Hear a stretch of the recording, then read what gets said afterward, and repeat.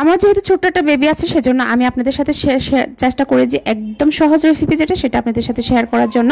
আমি কোনো কঠিন রেসিপি আপনাদের সাথে শেয়ার করি না, আশা করি সবাই পারেন কম বেশি এই আমের মোরব্বাটা দেওয়ার জন্য। তো আপনাদের সাথে আমি একটু আজকে শেয়ার করলাম কিভাবে আমি আমের মোরব্বাটা সহজভাবে বানিয়েছি। আসসালামু আলাইকুম, আশা করি পুরো রেসিপিটা দেখবেন। তো এখানে আমি নিয়েছি প্রায় আধা কেজি মতো আম নিয়েছি। তো আমটা আমি এখানে দু টুকরো করে নিয়েছি। আমের এরকম শক্ত আটি দেখে আমটা কেটে নেবেন।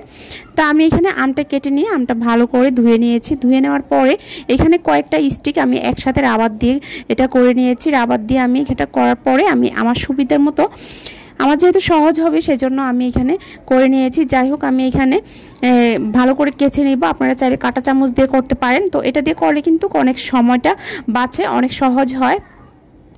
যাই হোক, আমি কিন্তু অনেক অল্প সময়ে সবগুলো আম ভালোভাবে এভাবে কেচে নিয়েছি।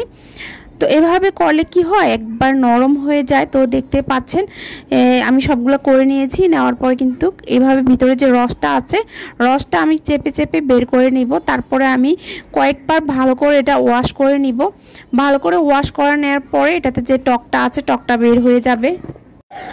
টকটা বের হয়ে গেলে কিন্তু আমি এটা ভালো করে ওয়াশ করে নিব। তো কয়েকবার ওয়াশ করে নিয়ে নেওয়ার পর আমি ভালো করে এটা চিপে নিব যাতে এটার ভিতরে কোনো ধরনের পানি না থাকে। ভালো করে চিপে তারপরে এটা থেকে যে ভিতরে যে টকটা আছে অনেকটা বের হয়ে যাবে। যাই হোক, এভাবে হাত দিয়ে কিন্তু চেপে চেপে কিন্তু পানিটা বের করে নিব। ভালোভাবে চিপে এভাবে পানিগুলা বের করে নিব। তারপর চাইলে কিন্তু একটা টাওয়াল দিয়ে এভাবে ভিতরে যে পানিটা আছে পানিটা আপনারা ভালো করে চেপে চেপে বের করে নিতে পারেন। যাই হোক, এখন কিন্তু আমি এখানে শিরাটা করে নেব। শিরার জন্য আপনারা এখানে যে যেমন মিষ্টিটা পছন্দ করেন সেই জন্য মিষ্টি দিতে পারেন। তো যেহেতু এটা আমের মোরব্বা, মিষ্টিটা একটু পরিমাণ বেশি দিতে হবে। আমি এখানে 2 কাপের মতো চিনি নিয়েছি আর 1 কাপের মতো আমি এখানে প্রায় 1.5 কাপের মতো পানি দিয়েছি। পানিটা দিয়ে আমি এখানে 2 টুকরো এলাচ আর এক টুকরো দারচিনি দিয়েছি। বেশি পরিমাণ দারচিনি দিলে গন্ধটা বের হয়ে যাবে।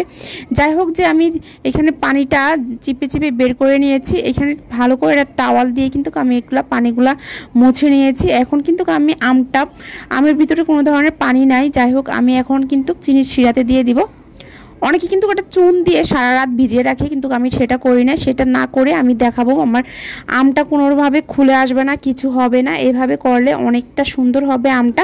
ভিতরেও কিন্তু চিনির যে শিরাটা আছে শিরাটা চুষে কিন্তু আমটা অনেক সফট হয়ে যাবে ভিতরে। অনেকে চুন দিয়ে সারা রাত ভিজিয়ে রাখে, সেভাবে আমার কাছে অনেক গন্ধ লাগে, এজন্য আমি সেটা করি নাই। যাই হোক, আমি এখানে শিরার ভিতরে আমটা দিয়ে কতক্ষণ চুলাটা কিন্তু লো হিট করে রেখেছি।